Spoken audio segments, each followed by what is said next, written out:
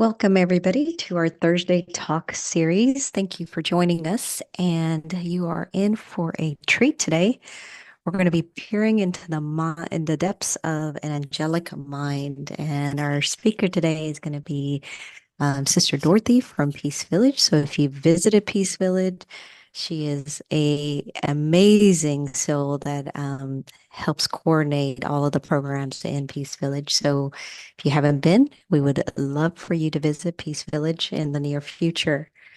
So for all of you joining on YouTube and Facebook Live and also on Zoom, welcome. Everybody that is in person, congratulations on making there. We're so happy y'all are coming to join us today.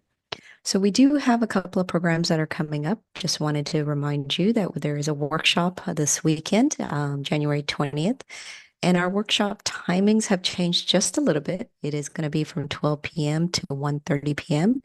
The workshop is The Future is Now and how to make happiness a daily decision. So we would encourage all of you to sign up if you haven't already.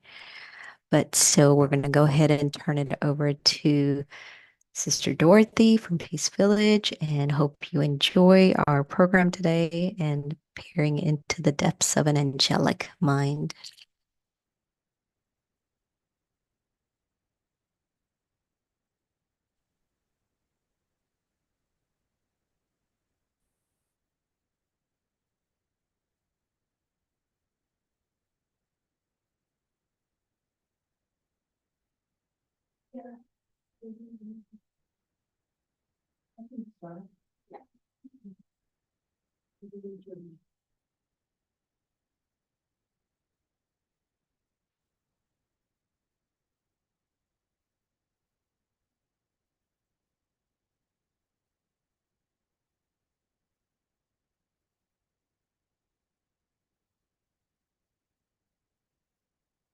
Greetings.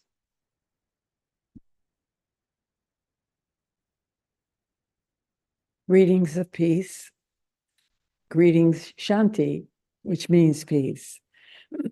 So nice to see all of you who have come here tonight in the cold, the draft of New York City. So I'm Sister Dorothy, and I live at Peace Village. I'm the director of programs there and many other things that happen there. We wear many hats when you live at a retreat center.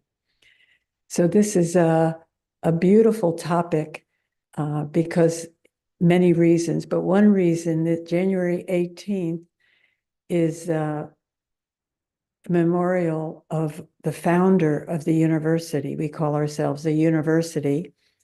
And most of the time you celebrate someone's birthday, right? We celebrating his death day. It's the day that he ascended and left the body. Of course, we know that we really don't die. The soul never dies. We just shed the clothing. And so he reached a state of absolute completion, perfection. And that's what we celebrate. And we call that state that he reached the angelic state, coming from the angelic mind, angelic attitude, and just angelicness of the heart, even. And so we see that. How many of you have prayed for an angel before? Can you raise your hands? Those that are here or those that are there in the electronic world? We see for centuries people have been looking for angels. They've been praying for angels, religions, all religions, exploring angels, and even individuals as well. And so we feel really, especially with the completion of the founder, I'm going to call him Brahma Baba, that he reached that complete stage. So what are the steps? How do we move from a common human being to an angelic human being? And that's what we will talk about tonight. We feel that within each one of us is an angel. And it's just about blossoming into your real self. And I'm sure all of us have experienced angelic moods. Did anyone ever say to you, "Oh, you're such an angel"? Now you see head shaking now, right? That was an angel mind. That was an angel act.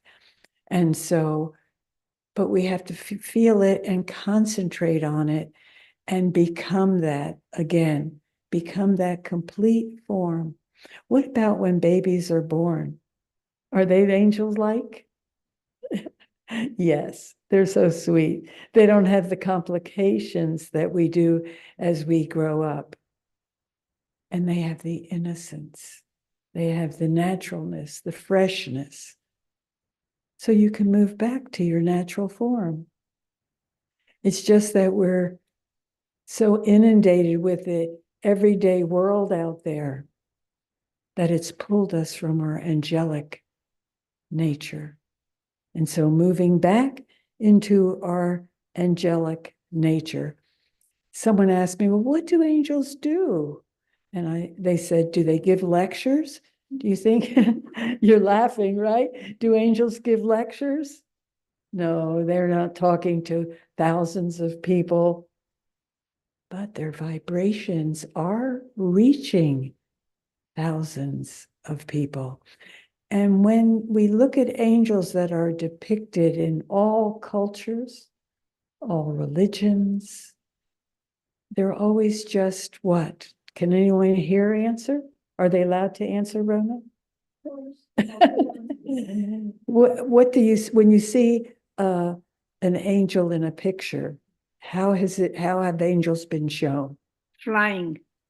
Flying. Yes, that's one thing. They usually go to the what? Light. Yes, they're light in many ways, right? They're light natured, but they also have this aura of light around them as well. And they go to places where they are needed. They go to the downtrodden, to the depressed, to those who are in need. And so when you think about the pictures that history has displayed, the angels are just present. They don't have to do anything else. Do you think they give love? Sorry. They don't have to give love. They are love. Yes. What a smart group here tonight. They just are love. And so I was thinking, how can I express that they just are love? In Peace Village, we have a big oven. It has about 10 shelves on it. It's very big, very big. And you open that oven up, and it's this gust of hot air comes on you. I mean, it almost feels like it's burning your face sometimes. You have to shut it off before you open the doors. And so angels just being who they are, it's like that gust of prosperity, that gust of love, that gust of healing. Angels heal, they embrace. And I'm sure each one of us have experienced that before, right? When you have a friend or a loved one and they're going through some kind of challenging event or relationship, just being with you, they feel upliftment, they feel resolve. And so that's all angels have to do. But we have to kind of reach that stage of angelicness. And so we have to make sure that every thought that we think, every word that we speak brings benefit, and even every action brings benefit. It's a big job, isn't it? And so what we've come to know for us is that even as a child, I was looking for angels. I had two big brothers, and this was a long time ago, as you can see by the color of my hair, that and they always watched these horrible zombie movies. Probably was before many of your times. Oh, they were dreadful movies of the dead coming out of the earth and walking around like zombies. And so I was afraid of death. And I would pray every night for God to come and just let the angels come and take me away so I don't have to die. Now we've learned through Raja Yoga that we are really celebrating death because it's such a beautiful, beautiful thing. But we're preparing ourselves to share for death. And I just heard a story this last Saturday. It was so good. It was about a cocoon turning into a butterfly. Okay, a caterpillar turning into a butterfly. And he was pushing on his cocoon and pushing here and here. And some man walked by and saw that he was having a lot of trouble. So he got a pair of scissors out and he started to cut the cocoon little bit by little bit to help the caterpillar become free and become the butterfly. What do you think happened? The worst thing he can do. You come and sit on the front row now. You've just promoted. You've been promoted. Yes. And finally, the butterfly, the cocoon, the caterpillar came out of the cocoon and he fell to the earth. He fell to the earth because his wings weren't strong enough to fly when he came out. And so angels look at every situation, even those that upset us, as opportunities to grow and not to change our cheerful, happy mood, but to grow from the challenges. How many of you go to gyms? You go to work out? It's kind of a new thing, isn't it? Everybody goes to gym. Do any of you here go to a gym or online? Yes? No? No gymmers? Lazy people.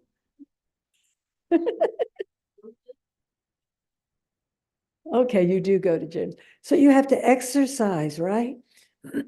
Well, angels realize that all these negative things happen, and it's a pretty negative world out there, isn't it?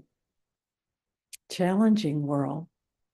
But there are opportunities to make your angel wings strong. And they're not physical wings, they're wings of lightness that you keep yourself light. You keep yourself happy and joyful. You don't let anything from the outside bring you down. My goodness, how are we going to do that? So angels see the best in every situation, in every relationship. But there's a little catch to this, and this is the important catch. They ignore everything else. And even in even in challenging relationships, I would say at least 99% of the time of those challenging relationships, the relationship was good. Think about it. So many divorces in the world, but in the beginning, the relationship was good. And so we have to just see the best in everything and know there was a best time and there will be a best time. And this is the consciousness of an angel.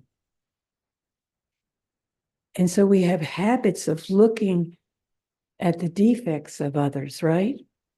Even us who have been practicing this for decades, we have to kind of wake up sometimes when our mind slips back a little bit and just see the best and ignore everything else. So you can write that in your notebooks, see the best, ignore everything else. And so the angel just continually is love. And as I said before, the angel doesn't have to give love. We see that within the soul, love is a natural quality, a natural quality. And so once we relearn that quality 100% of the time, then you start to become that angel, just being the love that you are, the love that you see in a newborn baby that's just a few weeks old. They're just love. And they look at you and you smile because there's light all around them, isn't there? And you smile back at them, they smile at you, and it's like this energy field of love. So I want you all to become babies again. Sounds nice, isn't it? We want to become that innocence again. Sometimes our mind thinks too much. You know, we want to excel in this and excel in that. But we just want to be very simple, very loveful. And an important part of love as well is to love being with yourself. Just love yourself. Even if you see the defects in yourself, doesn't matter. We all have defects. But just concentrating and focusing on the love that we are. That's all we have to do, is be that love and keep reminding ourselves of that love. Angels also have total equanimity for everyone, total equality. They love everyone, no matter what profession they are. It doesn't matter what culture they are, what color they are, how big they are, how little they are.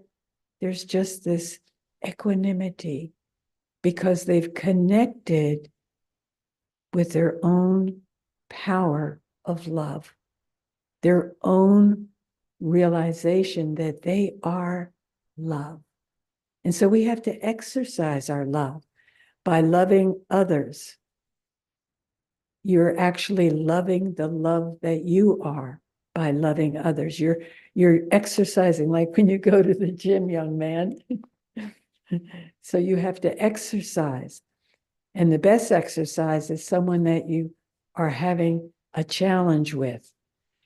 Do any of you that are sitting right here, even those on the side, have a challenge in your life with someone? Huh? Who does not? Let me ask you that. Who does not have, is anyone not pulled by some relationship or situation, mostly a person or relationship? And no one standing here. What about online? Is there anyone who doesn't have a personality in your life that's not challenging? Well, let's increase our power of love right now. What I'd like you to do is think about that person and send them love. Not only send them love, but kind of ignite the love in your heart center as well.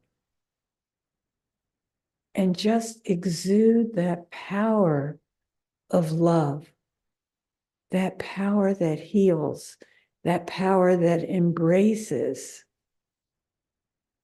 Think about that person right now This is your homework, your now work, and just send love. Believe me, they probably might experience it, but the one who's really experiencing it is you, the one who is sending that love.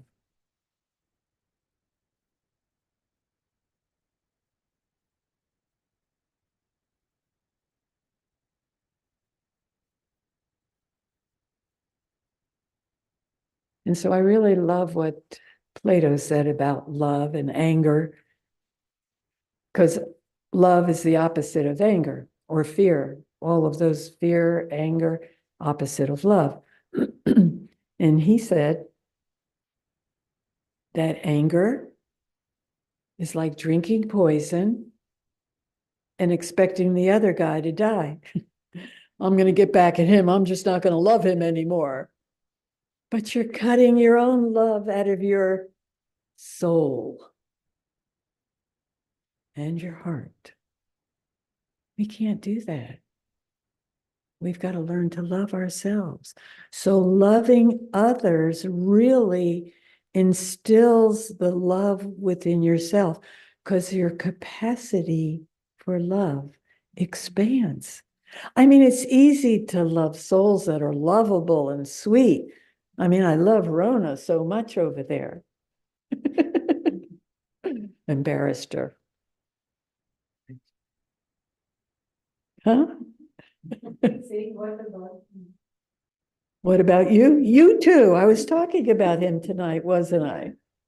We'll tell you later when no one else is around.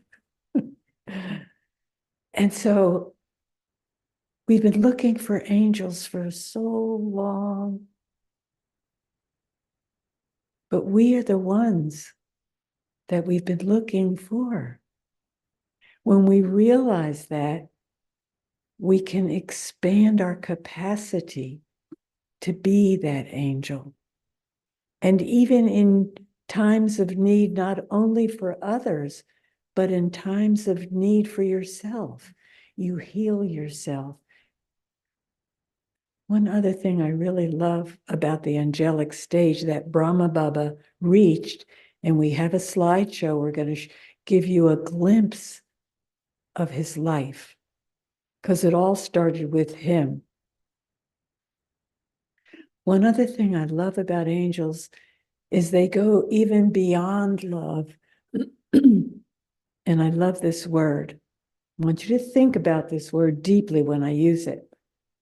They cherish. Cherish. What does cherish mean to you? They hold something and they take such care for it. They embrace it with care. They embrace it with love. And so angels cherish the life they have, the lives that are within their scenarios. And they even love every scene. They cherish every scene because they know that every scene is going to make them move into their angelic nature. And so this is a practice that we begin to develop. We think about it, and so I hope that all of you have some huge challenges tonight when you go home, tomorrow when you go to work, when you're on the subway, wherever you are, so that you can all begin this journey of becoming an angel. Brahma Baba did it. And so today is his memorial, his day that we remember him. Not because of what he became, but that was good too, because of what he became. But he opened up a field for all of us to become that, for all of us to become our angelic nature, our angelic form. We heal the world not by what we've said, not by what we've done, by what we've become.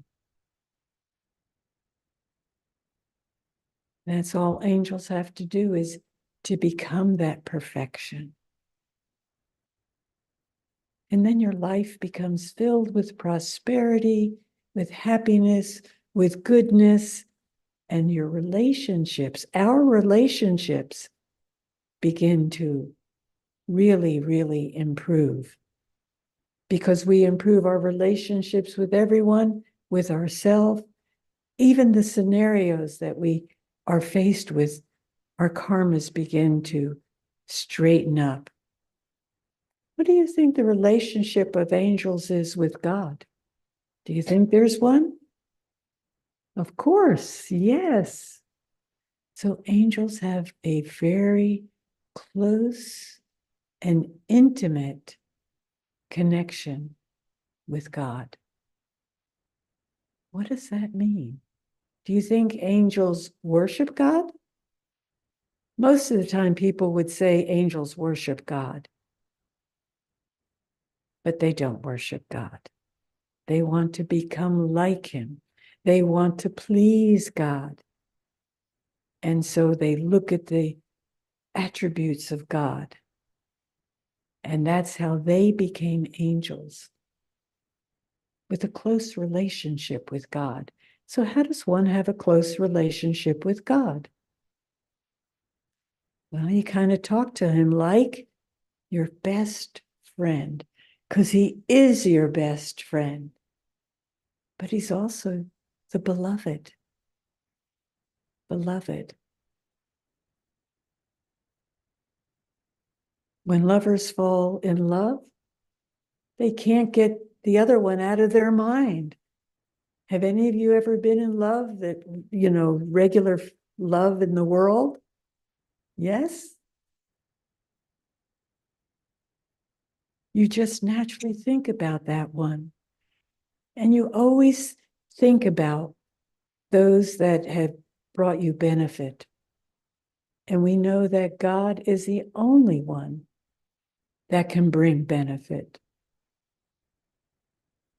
And so it's good to realize that every time we think about God, whether it's in a relationship of friend, beloved, the one you cherish, parent, whether it's mother or father.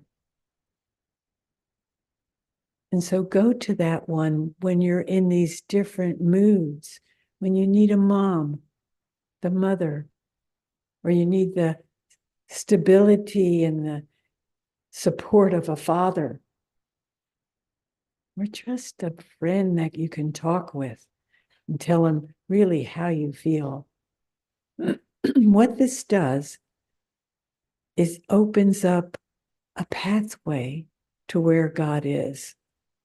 And I think all of us know where God is, right? Someplace beyond this world. Some souls think that God is within them. Does anyone here think that? No. Okay, that's good. Because if God were in me, I would have never gotten angry. I'd never get upset. No. And I remember I was doing a retreat once at Peace Village. There was a guy there, and he was saying, no, I know God is in me, and He's not up there somewhere in La La Land. And towards the end of the retreat, and he had been in one of the wars, I think it was the Gulf War, and he was in the trenches. And towards the end of the retreat, he remembered this scene, and he said, oh my God, you were right. Because when I was really in trouble and I thought I was going to die, I did look up. Why do we look up? Because that's where we came from. And deep within the memory of the human soul, of the angelic soul, We've never forgotten where God is. And I think if each one of you would remember when you were in a time of need, desperation, where did your thoughts go? Upward. You've got to help me in this one. I've got to pass this test or whatever it is.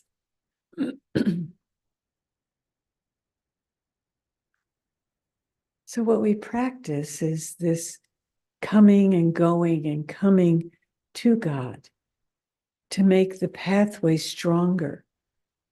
You know, when you're tracking from one building to the next in the snow, and the tracks become easier and easier as you go over the same tracks, right?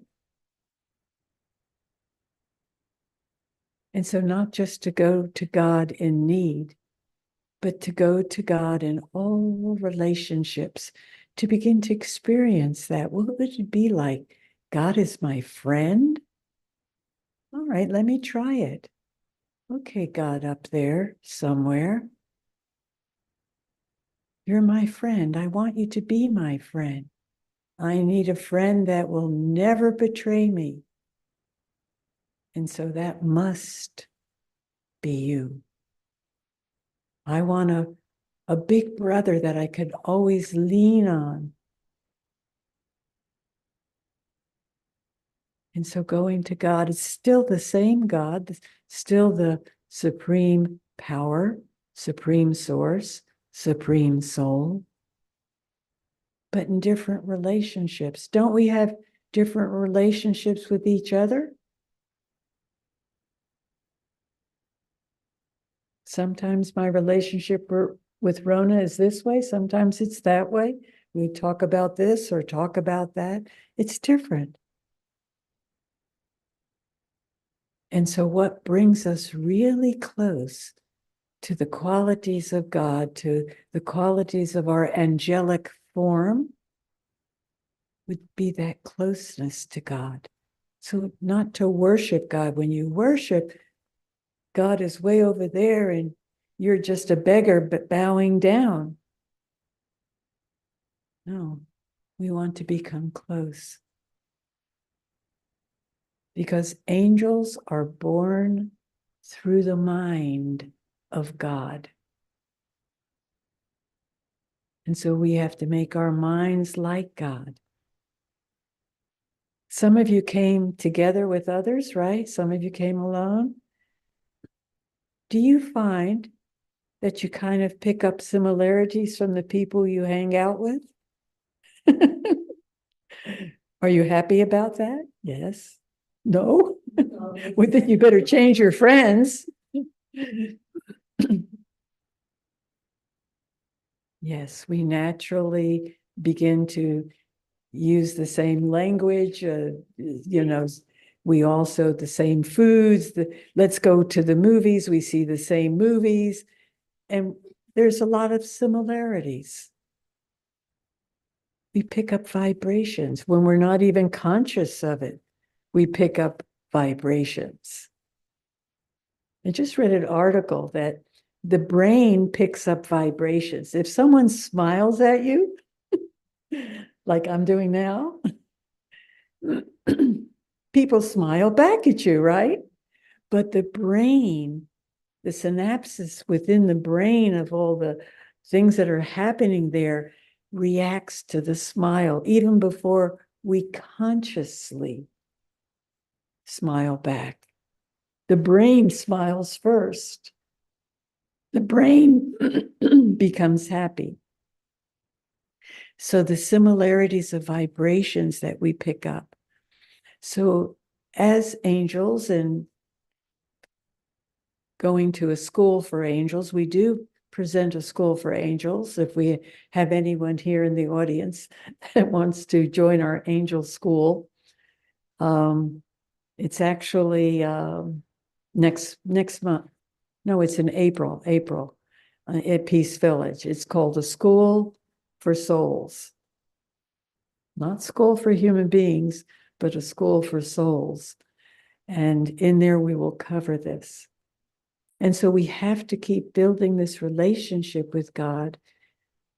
Even just talking to him, tell him some jokes if you like joking around, but just building that relationship so that when you're talking to him, in whatever relationship you're talking to him, there's a vibration coming back to you.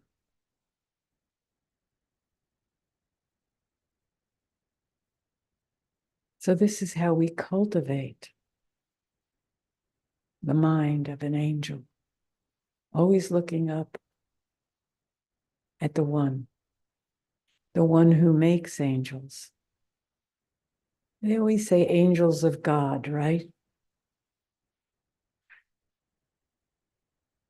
And so God can only make us an angel if we have this continuous relationship with him, not just when we're in need, when we're upset,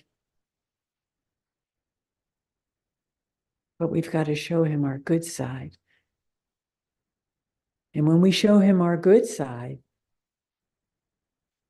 it's easier for him to come in because we always like those that are similar to ourselves. It's natural, isn't it?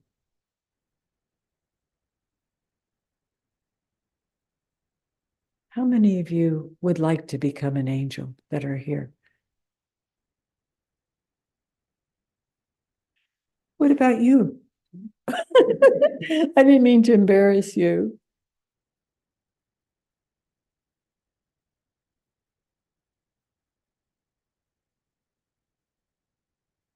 And so, even if one doesn't become a full angel, your life is definitely going to be better. Don't you think? Don't you agree?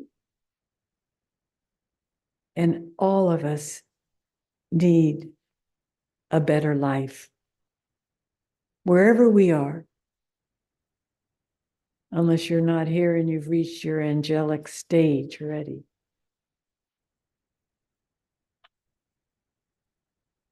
And so I don't know if you have any thoughts or questions. Do they ask questions? Yes?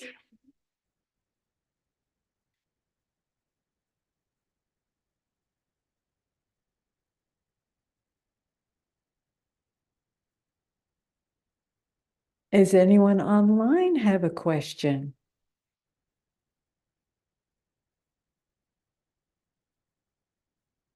Can they unmic themselves?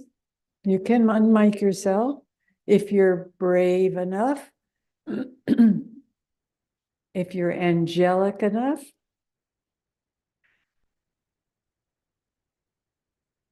Angels have no fear, right? They're so protected by goodness.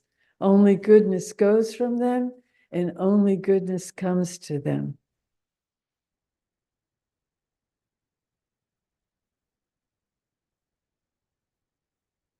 They're shy today. I think it's maybe they're shy today because, I mean, when you first introduce the whole concept of becoming an angel, everybody for their whole lives have just thought they would be just a human. But a human is just, an angel rather, is a human that's perfected their humanism. That's it. And so when we see angels, they look like humans in the depiction of angels.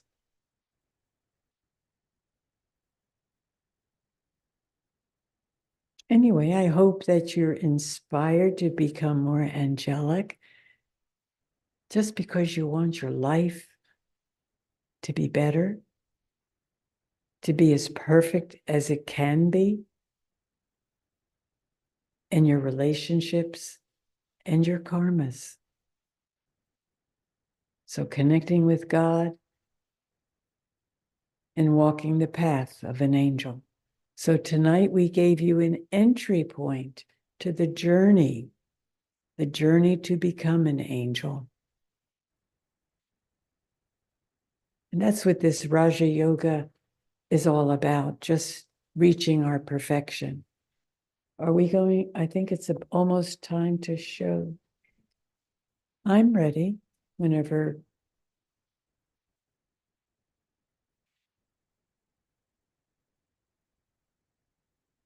I have a question for you. Since you didn't have a question for me, I'm turning the tables, and that's what you get. That wasn't very angelic, Dorothy. That's true.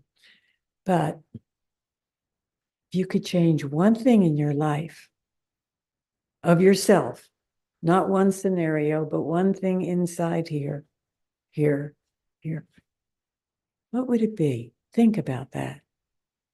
You don't have to answer.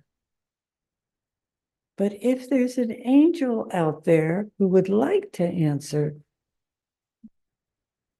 that would be okay.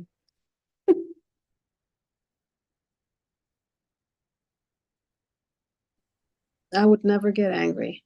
That's one thing I would love for never to Oh, get angry. that's grand. That is grand. That is a monumental thing. We also have a retreat coming this year, called Conquering Anger or Conquering Anger. We've done it several times. It's absolutely wonderful. There was a one lady that came back, and I said, "Oh, you're back?" I said, "You're still having troubles?" She says, "No, I was going to divorce my husband. Everything's fine. And now I brought my sister because she saw such a miracle happen to me in conquering anger." So anger is one of the things that's probably most of us need to work on. Definitely the world out there needs to work on, right? So I commend you. You will become an angel. Raise your hand, the one who said that, if your video is on. Okay, good. Oh, two of you. Who else wants to conquer anger? Great. Okay.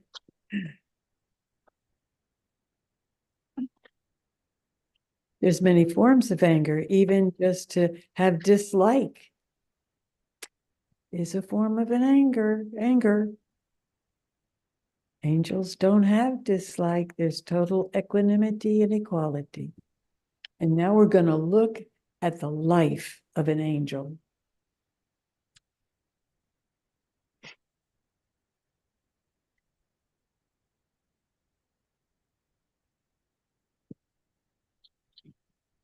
Yeah.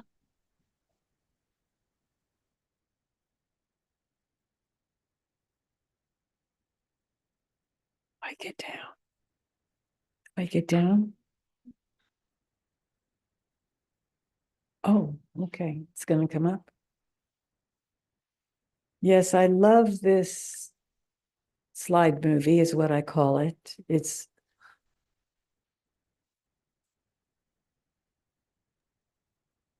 Did Inez leave? Sister Rona, we're not seeing anything. It's not, we're having a little technical problems. We're waiting for some Professor Angel.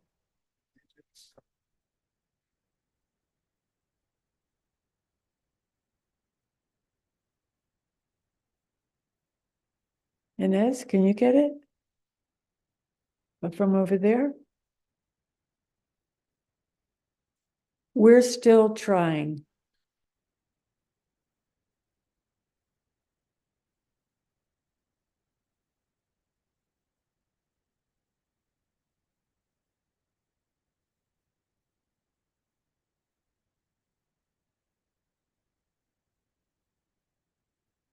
Again, I just like this whole thing that angels, just their presence embraces others.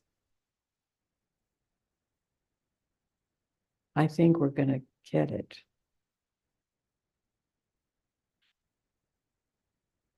Rona, you are brilliant.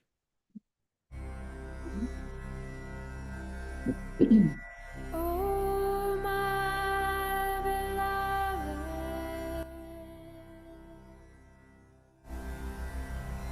kindness of the heart, breath of life,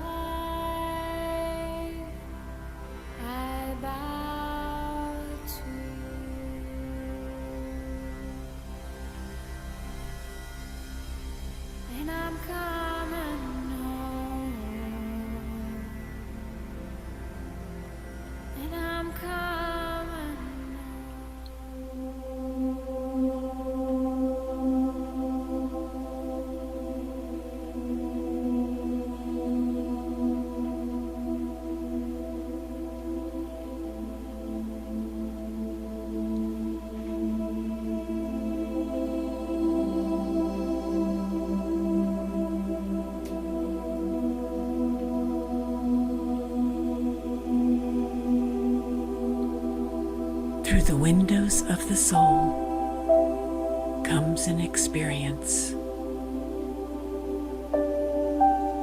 Behind the eyes, within the soul, is an accumulation of Shakti, power, that each of us has stored to different degrees.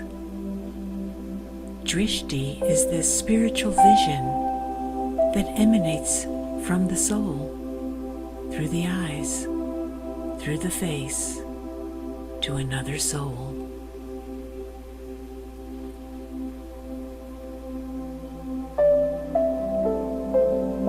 It is what draws us to someone. How is it that some souls have a greater magnetic pull, an enchanting power of attraction?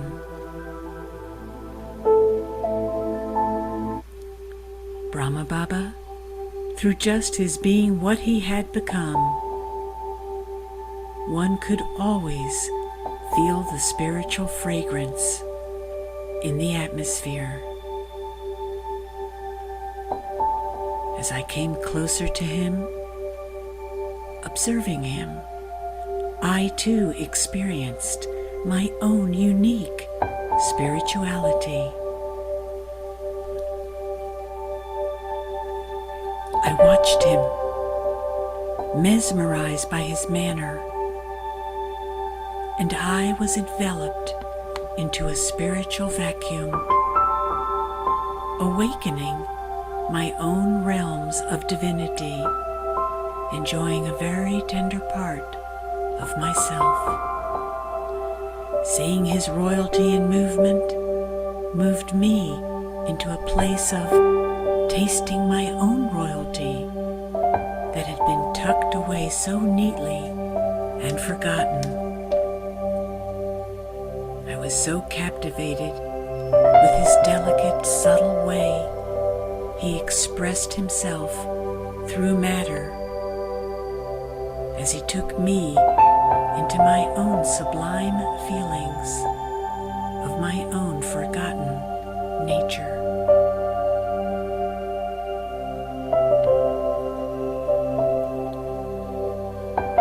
So ordinary he was, and yet so extraordinary.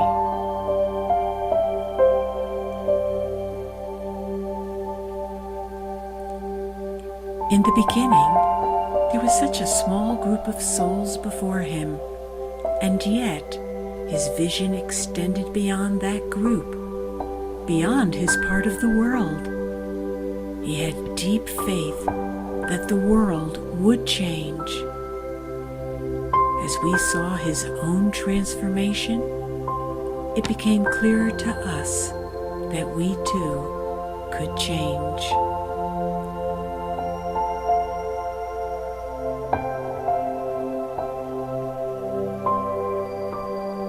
There was a time when the cupboards were bare. Those serving were directed to serve everyone dal and roti, that is, soup and bread, just once.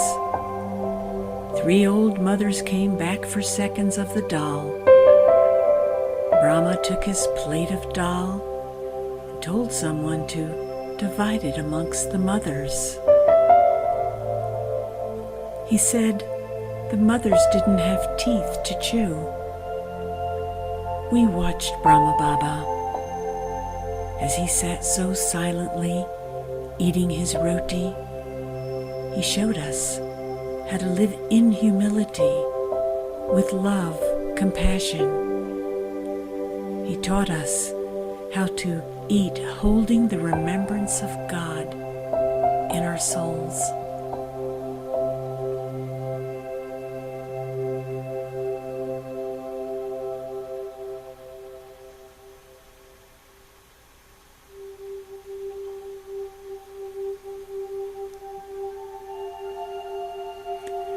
We too learned to perform actions whilst remembering God, side by side with Brahma. He was such a tower of light.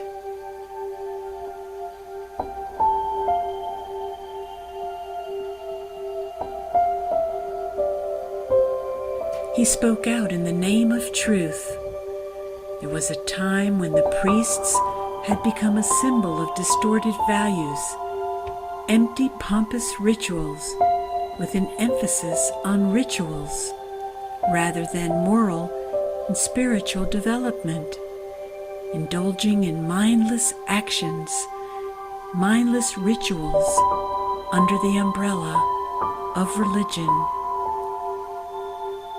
taking heaps of edibles, hundreds and thousands of bags of wheat, tins of butter and milk to feed the so-called sacred flames, while millions lived in semi-starved and semi-naked conditions.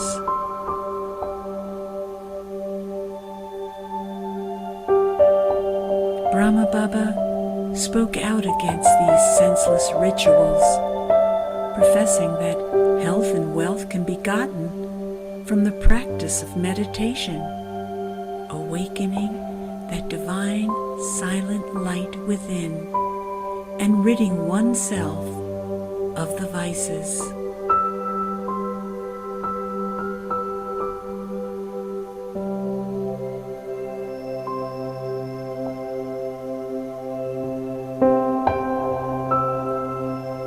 He believed that every soul had a memory of God as the father of the soul, and the self as the child.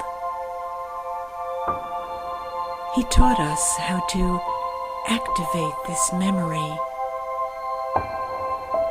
how to experience that oneness with God.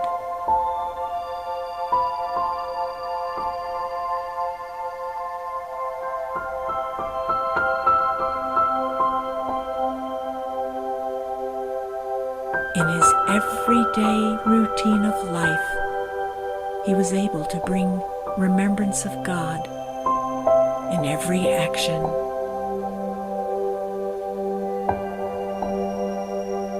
Reflection, contemplation, remembrance, study.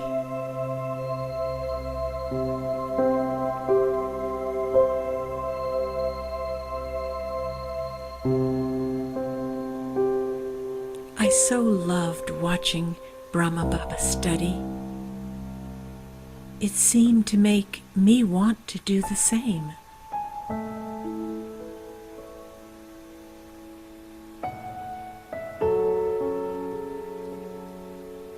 He never tired of the study.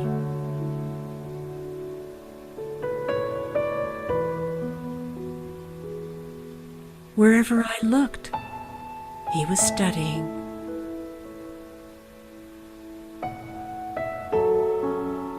Remembering God.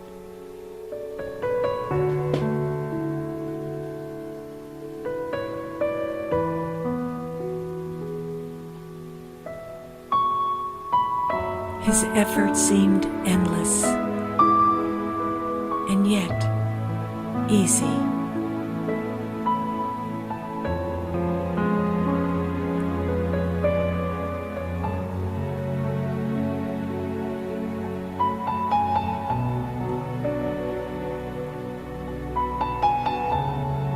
Anyone that came close could feel his divinity as it permeated the atmosphere.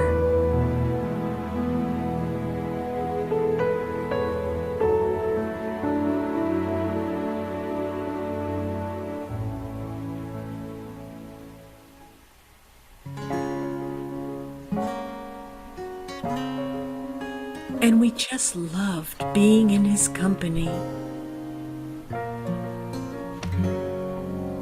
We are the people of love. Let us people love today. When Brahma Baba spoke, we listened.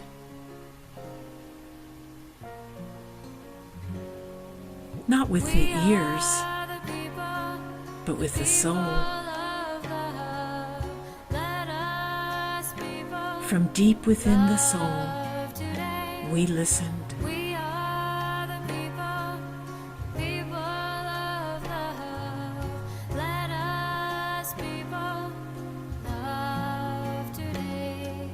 swallowing every word, listening with the heart of the soul. We are one under the sun. Let your heart sing it this way. Love is something as free as the wind. A legacy of a man dedicated to God, dedicated to world transformation, dedicated to humanity. Us people love today. We are the people, people of love. Let us people love today.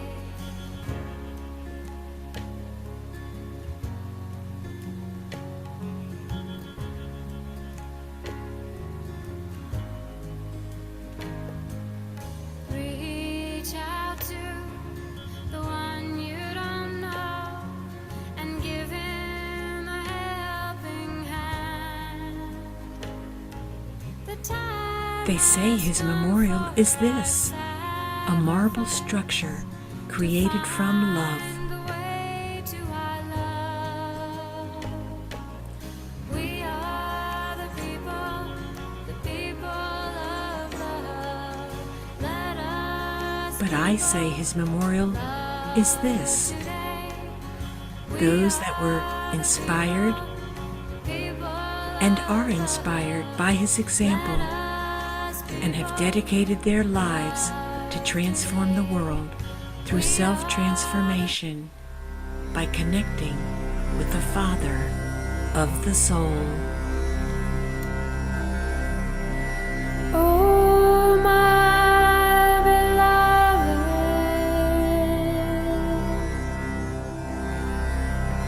kindness of the heart,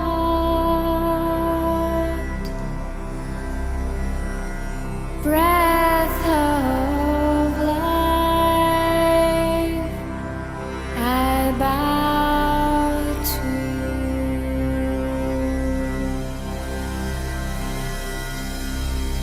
and I'm coming home, and I'm coming home,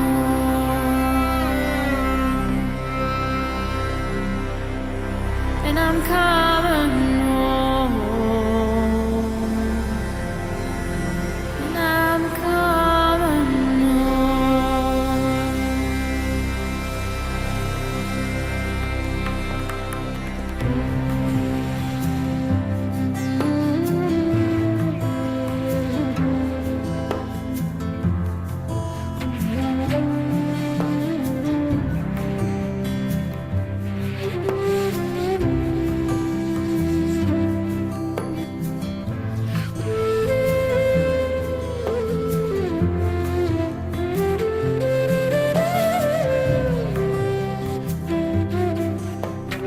Om Namo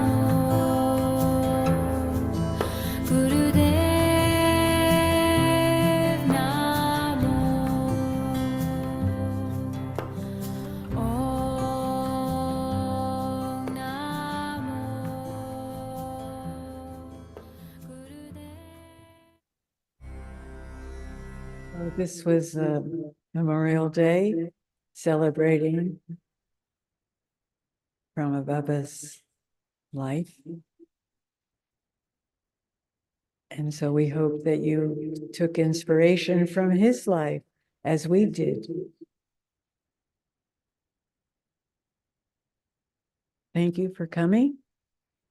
Thank you for letting us be with you and sharing intimate feelings. Om Shanti. Om Shanti. Thank you, sister.